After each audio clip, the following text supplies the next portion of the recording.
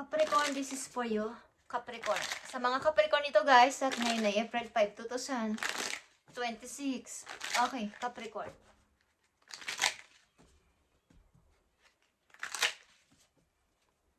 Ito ay paalala. Okay, itong unang message sa inyo ay paalala guys. So kayo ay paalala dapat ninyong malaman. Okay.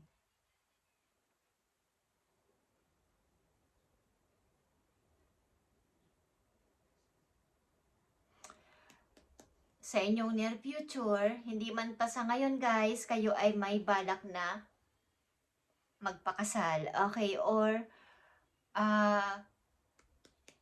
magsama sa isang bubong, sa isang bahay. Okay, sa panahon ngayon, maaaring kayo may pangarap na sana, someday, meron akong makasama sa buhay sa mahabang panahon o hanggang sa pagtanda ko. At ito yung inyong dream. Okay, yung happiness na magkaroon ng kasama sa buhay na masasabi nyong mahal nyo at mahal din kayo. Okay guys, maaaring magsasama kayo sa isang bubong. Okay. Nagre-represent ito ng inyong pag-angat sa kaperahan at pagkakaroon ng bahay someday, guys. Okay. Ilan sa inyo, Capricorn. Capricorn, April 5, 2026. Nangangarap kayo ng masayang family na may sarili din kayong bahay. Magkasama kayo sa bahay ng inyong mga anak o ng inyong anak. Okay. Tingnan natin. April 5, 2026 sa mga Capricorn na dapat ninyong malaman. Mga hindi rin naasahan is paparating sa inyo guys. Good and bad na paparating.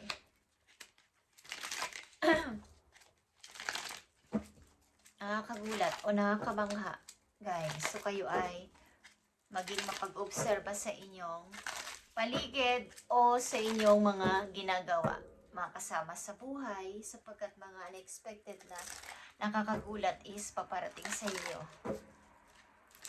So, 3 message dito na mahalaga for you.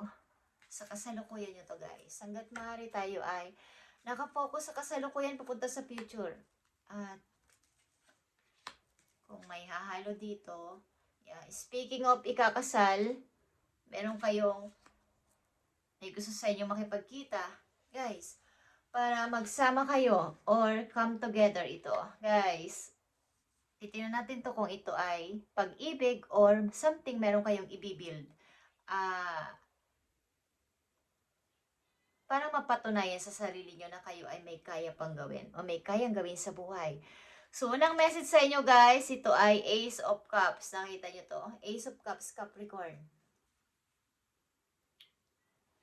Ito ay Fox. Ito ay Close. Ibig sabihin nito, nalalapit kayo sa prosperity, guys. Prosperity. Ibig sabihin nito, nagpakita sa inyo ang Fox sa reading na to. Okay?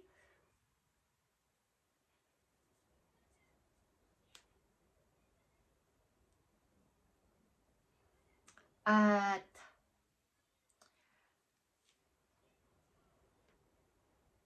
dumistanting kayo sa mga parang alam nyo na kayo ay kunwari bibigyan kayo ng trouble ng tao na to.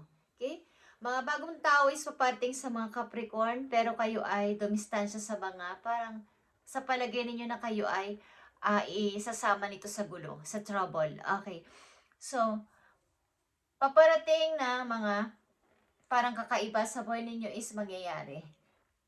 Pag-angat din sa kaperahan is meron. At mga taong bago na paparating din sa buhay ninyo, kayo ay maging mapag-obserba. Katulad ng sinabi ko, mga unexpected na pangyayari is paparating sa inyo, Capricorn, sa mga susunod ninyong araw, buwan. Okay, is meron, guys. At meron din sa inyo pwedeng mangloko o magtaksil. Okay, depende sa inyong sitwasyon.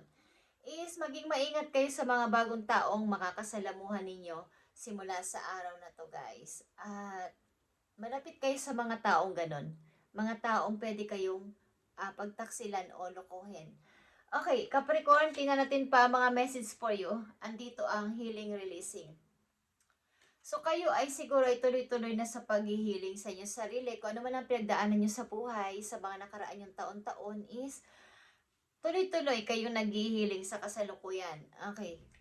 So ang inyong message ngayon, tatlong mahalagang message for you, Capricorn, is 8 of Wands.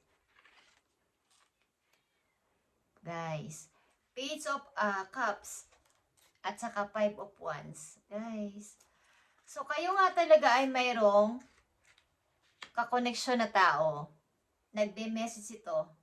Palitan kayo ng message. Ito by online. Online guys. Capricorn. Ito ay dating online. Online dating maybe. At palitan ng message. Mabilis. Okay? Pag nag-text o tumawag, sasagot agad ang bawat isa sa inyo. Both of you. Ito ay bagong tao ito sa buhay ninyo. Maaring bagong pag-ibig. At gusto ninyong makasama ang tao na to habang buhay, makasama sa bahay, bumuo ng pamilya. Nandito din ang rival, guys.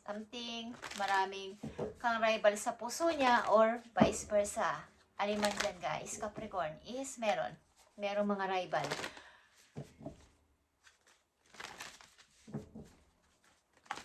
Tingnan natin ang message pa for Capricorn. Ngayong April 5, 2026, Capricorn, andito ang blessings are showering your life, guys. So, mga unexpected good and bad is papating sa inyo is meron, guys.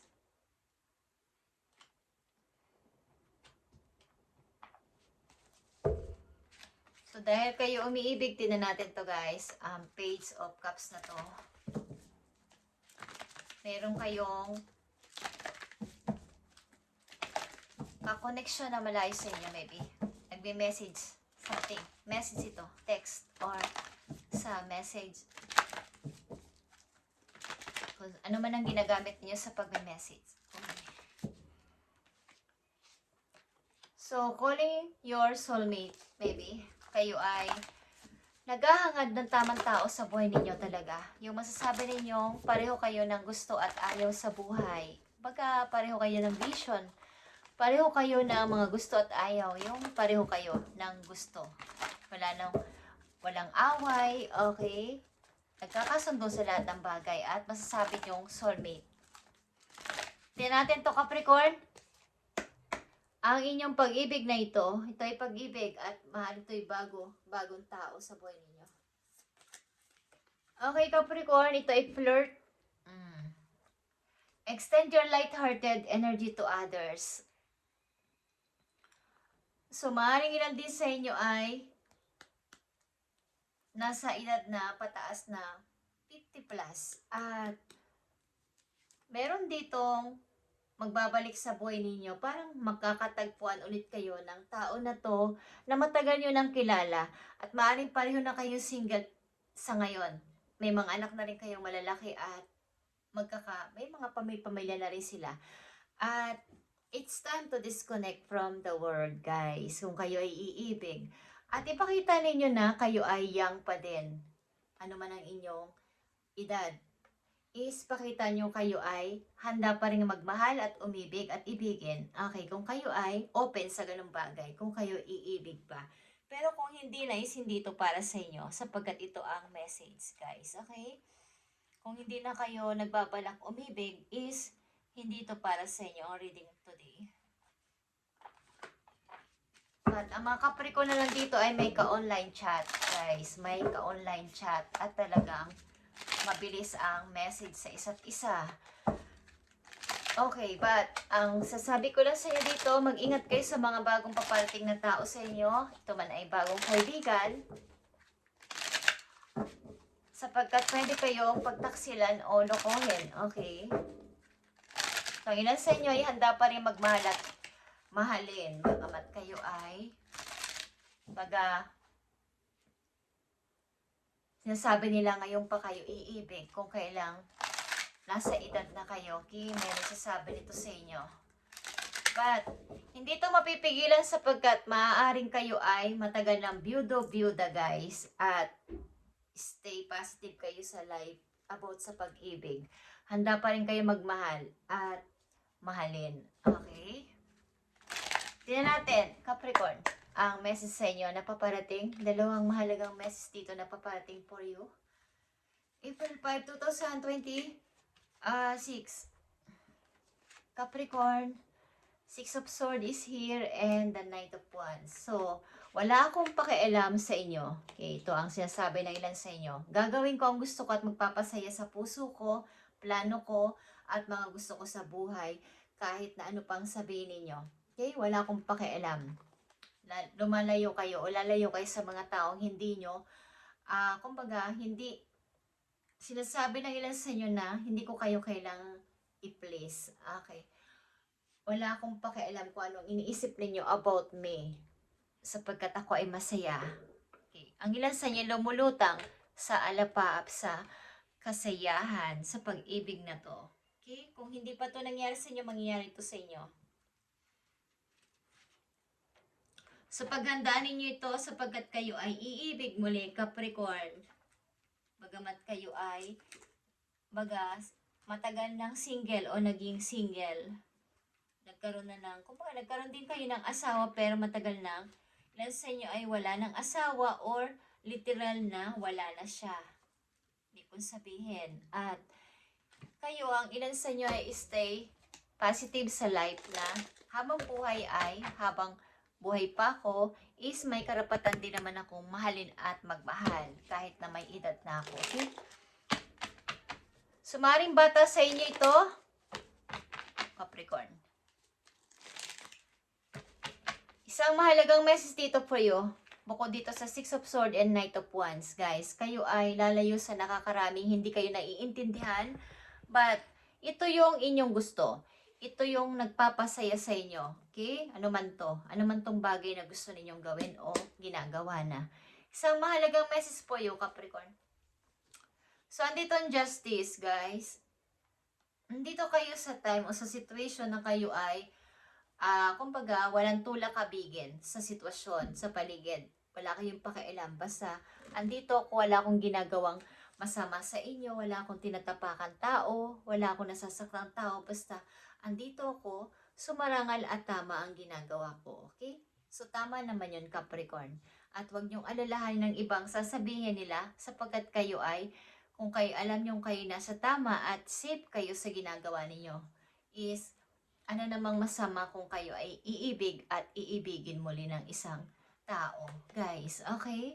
Thank you, Capricorn, and God bless sa inyo lahat, guys. Ito ang inyong message na mahalaga today, April 5, 2026. Thank you and God bless.